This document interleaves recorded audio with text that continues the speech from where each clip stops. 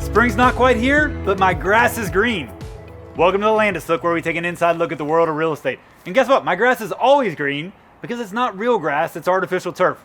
We showed you guys a couple years ago, right after we got this turf, what it was like, and I was absolutely loving it then. The kids were loving it. And so we're gonna give you a look after a couple more years. How has the turf held up, and are we still happy with that investment? To recap, our backyard, we have lots of big trees. It gets a lot of shade, and it was really hard to grow grass. We were fighting this battle of, we'd get it to come in, but then it would get heavy use, and the grass would be gone, and we're back fighting that muddy battle again. And so we decided to go with artificial turf. At that point, didn't know many people who did it, so it was a little bit of a risk. We immediately loved it. So right off the bat, we were using the yard way more. And why are we using the yard more? Well, for one, it dries way faster, and it's not muddy, and it's basically just always nice.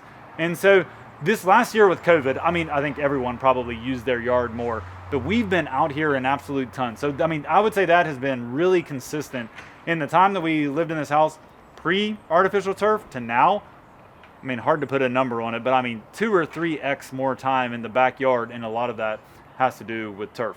So it's been super low maintenance. And right from the beginning, all of a sudden, you don't have to mow the yard, you don't have to fertilize, you don't have to reseed, you don't have to replace sod.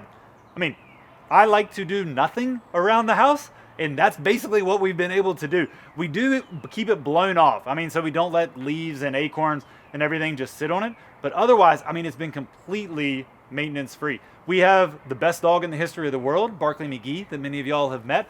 And he doesn't go to the bathroom on it. That is not something that we taught him. That may just be part of being the best dog in the history of the world.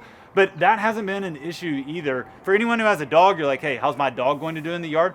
It's been great. And Barkley loves to run out here and play out here along with the kids. We weren't sure exactly how it was going to wear, and it's basically held up perfectly fine. We've got a couple of spots on the edges where it needs a little bit of maintenance, where it's come up a little bit, and I think there's been some settling of the ground underneath it. Probably needs some new gravel and new dirt under there to level things out.